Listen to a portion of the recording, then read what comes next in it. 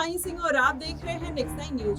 आज बात करने वाले हैं उत्तर प्रदेश की सियासत को लेकर। जिस तरीके से सीएम पद को लेकर घमासान मचता हुआ दिखाई दे रहा है, केशव प्रसाद मौर्य लगातार सीएम बनने की फिराक में नजर आ रहे हैं, लेकिन वहीं देखा जाए तो सहयोगी पार्टी के जो घटक दल है वो भी इसी फिराक में लगे हैं कि कब सीएम पद उनको मिल जाए। जिस रेस में कहीं ना कहीं चंद्रशेखर आजाद, रावण जयंत चौधरी, अनुप्रिया पटेल भी अपनी ताल आने वाले दिनों में ठोक सकती है। वहीं नगीना सीट पर जीत दर्ज करने के बाद चंद्रशेखर आजाद ने जिस तरीके से जनता का मन मोहा है, उससे कहा जा सकता है कि आने वाले दिनों में चंद्रशेखर आजाद सीएम पद की जो राह है वो आसान करते हुए नजर आ रहे हैं। वहीं अगर देखा जाए तो केशव प्रसाद मौर्य भी इसी फिराक में लगे हुए हैं, लगातार बैठक पर बैठक कर रहे हैं। आज पीएम मोदी के साथ मुलाकात करते हैं, जिसके बाद ये अटकलें लगाई जाने लगती है कि अब कहीं ना कहीं योगी आदित्यनाथ का जो पत्ता है वो साफ होने वाला है। अगर ऐसा हुआ तो जाहिर तौर पर उत्तर प्रदेश में बड़ा बदलाव देखने को मिल सकता है, लेकिन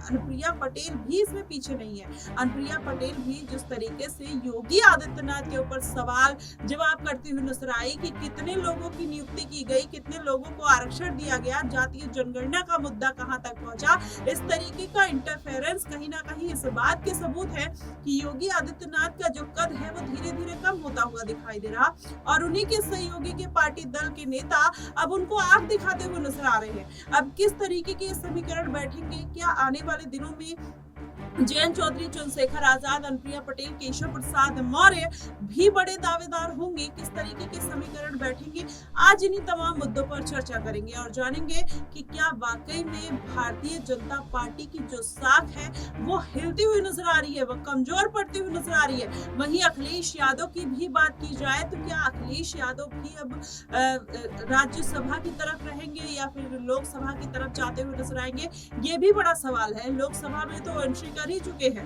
तो ऐसे में पूरा अगर समीकरण समझा जाए तो कहीं ना कहीं इस बात की तरफ इशारा मिलता हुआ नजर आता है कि केशव प्रसाद मौर्य को जिस तरीके से अखिलेश यादव ने मॉनसून ऑफर दिया, भारतीय जनता पार्टी में बड़ी टूट देखने को मिल गई। ऐसे में अगर अखिलेश यादव की पार्टी में ये टूट डालने की कोशिश की जाए तो क्या वो संभव है? क्या केशव प्रसाद मौर्य अगर ये टूट डालते हैं अखिलेश यादव के लिए तो क्या वहां के कुछ नेता इस पार्टी में वापस आ सकते हैं? ये सवाल इसलिए खड़ा हो रहा है कि अपर्णा यादव भारतीय जनता पार्टी में शामिल है।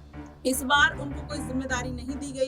अखिलेश यादव ने माता प्रसाद पांडे पर दांव चल दिया। ऐसे में जिस तरीके से उलटफेर देखने को मिल रहे हैं इंडिया गठबंधन के साथ, अखिलेश यादव अलायंस में है, क्या समीकरण बन रहे हैं ये तो कोई नहीं जानता, लेकिन एक ऑफर कहीं ना कहीं चाहे अखिलेश यादव हो चाहे भारतीय जनता पार्टी, दोनों के लिए उनके वहां पर अंदर खाने में भूकंप मचाने के लिए काफी है। आपको बताएं, मेरठ सीट से अरुण गोविल जिस तरीके से चुनावी मैदान में उतरे, वहां से जीत दर्ज की, वहीं सुनीता कुमारी को भी मैदान में उतारा और अब वो कहती हुई नजर आ रही हैं कि हमें सही तरीके से गाइड नहीं किया गया, जिसकी वजह से हमें हार का मुंह देखना पड़ा।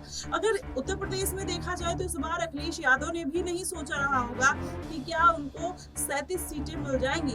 अगर 37 सीटें अगर उनको पता होता मिल जाएंगी इतनी आसानी से तो शायद वो और ज्यादा जद्दोजहद करते हुए नजर आते, लेकिन उनको भी नहीं पता था। ऐसे में भारतीय जनता पार्टी को बड़ी शिकस्त मिल गई, खासकर अयोध्या सीट को लेकर। वहीं अगर उत्तर प्रदेश के समीकरण को समझा जाए, चंद्रशेखर आजाद ने जिस तरीके से ताड़ ठोका, जयंत चौधरी इस बार के लोकसभा चुनाव में बेहतर करते हुए नजर आए, अनुप्रिया पटेल भी एक सीट लेकर आती हुई नजर आई और उनको राज्य में मंत्री बना दिया गया। ऐसे में योगी आदित्यनाथ के ऊपर निशाना साधना, चंद्रशेखर आजाद भी योगी आदित्यनाथ के ऊपर निशाना साधते हैं, जयंत चौधरी भी इस बात को कहते हुए नजर आते हैं कि नेम प्लेट दुकान पे लगाने की क्या जरूरत है, कुर्ते पर नाम लिखवा कर घूमे। इस तरीके की बातें कहना अपने मुख्यमंत्री के लिए कहीं ना कहीं बगावत की तरफ इशारा तो करते हैं। क्या ये बगावत भारतीय जनता पार्टी में धीरे धीरे बढ़ती हुई नजर आएगी या फिर कम होगी, ये भी अभी कहा नहीं जा सकता, लेकिन जिस तरीके से मुलाकात का दौर जारी है, इससे में कहा जा सकता है कि कहीं ना कहीं उपचुनाव है 10 सीटों पर,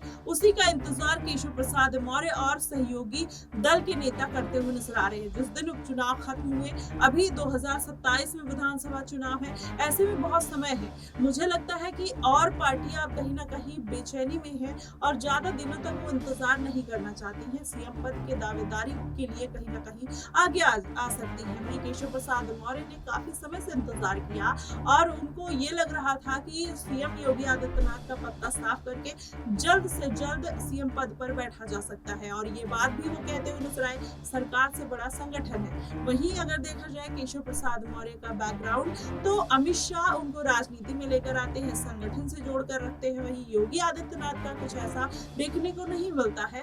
तो ऐसे में ये जो समीकरण है कहीं ना कहीं इसी बात की तरफ इशारा करते हैं कि योगी आदित्यनाथ को उत्तर प्रदेश की राजनीति से साइडलाइन कर दिया जाएगा। अगर ऐसा होगा तो तमाम दावेदार निकल कर आएंगे और ओबीसी के ऐसे तमाम नेता हैं जो कहीं ना कहीं केशव प्रसाद मौर्य को टक्कर देने के लिए बिल्कुल तैयार बैठे हैं, जिसमें अनुप्रिया पटेल का भी नाम शामिल है, जयंत चौधरी है, ओपी राजभर है, संजय निषाद है, अगर ओपी राजभर के बेटे अरविंद राजभर है। ऐसे में तमाम नाम निकल जाते हैं जो कहीं ना कहीं केशव प्रसाद मौर्य से बगावत कर सकते हैं। ऐसा हुआ तो शायद भारतीय जनता पार्टी के लिए नुकसान तो होगा, लेकिन कहीं ना कहीं अखिलेश यादव के लिए फायदे का कारण बनेगा। अगर पार्टी में टूट बढ़ेगी, वोट बैंक बढ़ता हुआ नजर आएगा। इस बार इंडिया गठबंधन को क्यों ज्यादा सीटें मिली और क्यों ज्यादा फायदा देखने को मिला, क्योंकि सभी पार्टियां एक साथ आ गई और भारतीय जनता पार्टी को शिकस्त मिल गई।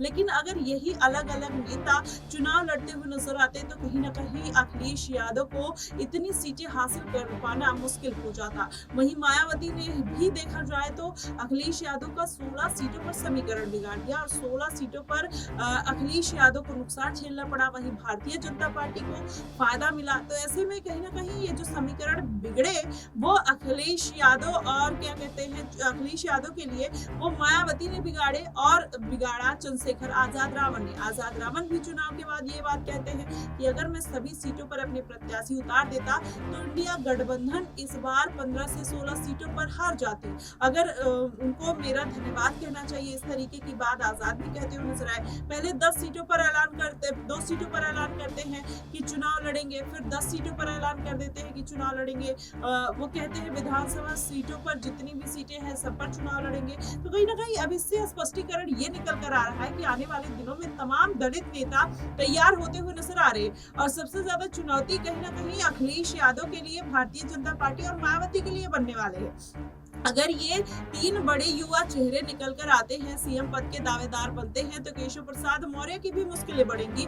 हालांकि गठबंधन करके लोग अपनी पार्टी को आगे बढ़ाने का काम करते हैं, अपने आप को सत्ता में रखने का काम करते हैं, लेकिन क्या वही सत्ता उनके लिए भारी पड़ती हुई नजर आएगी? अगर केशव प्रसाद मौर्य मुख्यमंत्री बन जाते हैं तो कहीं ना कहीं चंद्रशेखर आजाद, जयंत चौधरी और अनुप्रिया पटेल की जो होड़ है वो और ज्यादा तेज होती हुई दिखाई देगी और योगी आदित्यनाथ के रहने से कम ये बैलेंस बनता हुआ दिखाई देता है। लेकिन अगर पूरा समीकरण समझा जाए, अयोध्या सीट पर योगी आदित्यनाथ को जिस तरीके से इस बार उनको हार का सामना करना पड़ा, कहीं ना कहीं निशाने पर आते हुए दिखाई दिए और यही कारण है कि अब उनके सहयोगी दल ही उनको आंखें दिखा रहे हैं। लेकिन फिलहाल अभी देखा जाए तो अयोध्या सीट पर सभी की नजरें बनी है। मिल्कीपुर सीट है, कटहरी सीट है, करहल बिजनौर सीट है, जहां पर कहीं ना कहीं सब अलग अलग नेता अपनी छाप छोड़ने की कोशिश करते हुए नजर आ रहे हैं। वहीं देखा जाए तो इस बार जयंत चौधरी भी उपचुनाव में ज्यादा से ज्यादा सीटें मांग करते हैं, वहीं अनुप्रिया पटेल भी मांग करती है, ओपी राजभर भी मांग करते हुए नजर आते हैं। लेकिन भारतीय जनता पार्टी किसी को सीट नहीं देती, बस जयंत चौधरी को एक सीट दी जाती है। बाकी 9 सीटों पर भारतीय जनता पार्टी खुद चुनावी प्रचार में, चुनावी मैदान में उतर गई है, क्योंकि अगर देखा जाए लोकसभा चुनाव में भारतीय जनता पार्टी कहीं ना कहीं उसमें नुकसान में रही है और यही नुकसान कहीं ना कहीं उसके लिए घातक साबित हुआ है। जितना विपक्षी दल के नेता कहते जा रहे हैं कि भारतीय जनता पार्टी का अस्तित्व तो खत्म हो गया है, वही कहीं ना कहीं बात भी निकल कर आ रही है और एनडीए गठबंधन जिस तरीके से सहारा देता हुआ नजर आया, इस बात से कहा जा सकता है कि पूरा जो मामला है कहीं ना कहीं अब बढ़ सकता है और सीएम पद की जो राह है वो भी आसान होती हुई दिखाई दे सकती है। और ये राह किसके पाले में जाएगी? क्या अखिलेश यादव आने वाले दिनों में सीएम पद के दावेदार किसी और को बनाते हुए नजर आएंगे, या आजाद रावण, या फिर अनुप्रिया पटेल या जयंत चौधरी? कौन होगा सीएम और सबसे बेहतर नेता कौन बन सकता है, ये बड़ा सवाल है। इस सवाल का जवाब आप हमें कमेंट बॉक्स में बताइएगा कि उत्तर प्रदेश की जो सियासत है आखिरकार कहाँ जाकर रुकने वाली है। क्या योगी आदित्यनाथ अपनी कुर्सी पर बरकरार रहेंगे या फिर ये जो दलित चेहरे हैं, जो दलित नेता हैं, जो अपनी बात को कहते हुए नजर आ रहे हैं, जनता को पहुंचाते हुए नजर आ रहे हैं, क्या ये बाजी मारते हुए नजर आएंगे? आप हमें कमेंट बॉक्स में जरूर बताइएगा। फिलहाल के लिए बस इतना ही। देश और दुनिया की तमाम खबरों के लिए हमारे साथ बने रहिएगा नेक्स्ट न्यूज पर।